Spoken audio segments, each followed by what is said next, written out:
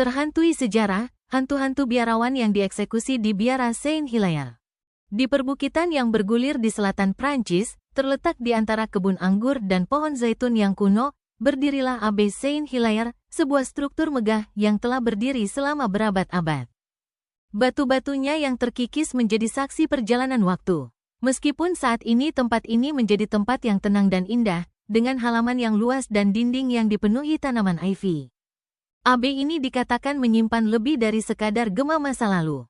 Banyak yang mengklaim bahwa Abbaye ini dihantui oleh roh-roh para biarawan yang pernah tinggal di sana, roh-roh yang terjebak oleh kekerasan dan tragedi revolusi Prancis.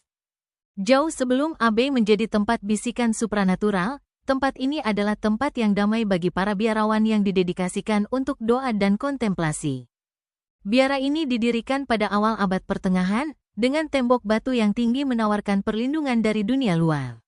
Selama berabad-abad, tempat ini menjadi tempat kedamaian.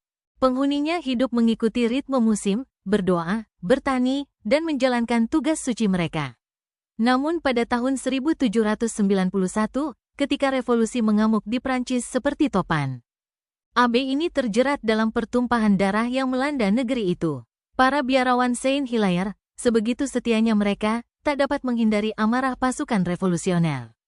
Revolusi bukan hanya pergolakan politik, itu adalah penolakan kekerasan terhadap cara-cara lama, termasuk gereja. Abbaye ini, dengan komunitas monastiknya, menjadi sasaran. Melambangkan kekuatan kuno dari tatanan keagamaan. Para biarawan ditangkap, sumpah dan doa mereka tidak lagi cukup untuk melindungi mereka dari amukan pasukan.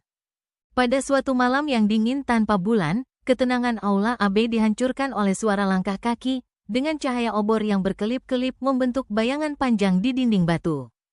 Tentara revolusioner menyerbu Abbaye, menyeret para biarawan dari sel-sel mereka, doa dan nyanyian mereka terdiam di hadapan perintah tentara. Satu persatu, para biarawan dieksekusi. Nyawa mereka padam dalam kekerasan yang penuh amarah. Beberapa orang mengatakan bahwa doa terakhir para biarawan itu bergema di seluruh halaman saat mereka dibawa menuju takdir mereka, bisikan perdamaian di tengah kematian yang tak terungkapkan. Eksekusi para pria tak bersalah ini meninggalkan bekas yang dalam di jiwa Abbaye. Roh-roh mereka, katanya, terikat pada tempat di mana mereka menghembuskan napas terakhir. Seiring berlalunya waktu, Abbaye tetap berdiri, kosong untuk sebagian besar tahun-tahun berikutnya, ditinggalkan oleh gereja setelah revolusi, dan semakin rusak. Namun, mereka yang berani memasuki reruntuhan mulai membicarakan kejadian-kejadian aneh. Pada malam yang sunyi, ketika angin mulai naik dan bulan menggantung rendah di langit, pengunjung mulai mendengar suara-suara aneh yang berasal dari alam lain. Gumaman lembut suara yang melantunkan doa-doa yang telah lama terlupakan mengalir di udara. Melodi yang kedengaran baik sekaligus menghantui, seolah-olah roh para biarawan masih mengucapkan doa-doa mereka. Beberapa orang mendengar suara langkah kaki yang tak salah lagi. Bergaung melalui lorong-lorong, lambat dan terukur, seolah-olah sebuah prosesi para biarawan sedang berjalan di koridor-koridor kuno itu sekali lagi. Dinding-dinding kuno Abbaye tampaknya menyerap gema-gema ini, menyimpannya di dalam batu-batu mereka. Penduduk setempat mulai berbisik tentang sosok bayangan yang terlihat meluncur diam-diam melalui halaman pada senja hari, sosok-sosok yang mengenakan jubah compang camping. Wajah mereka tertutup oleh bayangan. Para biarawan spektral ini kadang-kadang muncul di jendela-jendela, menatap keluar ke ladang seolah menunggu sesuatu, atau mungkin seseorang. Kadang-kadang, kilatan cahaya lilin bisa terlihat di menara tertinggi Abbaye, meskipun tak seorang pun berani menyalakan api di tempat yang terabaikan itu selama beberapa generasi.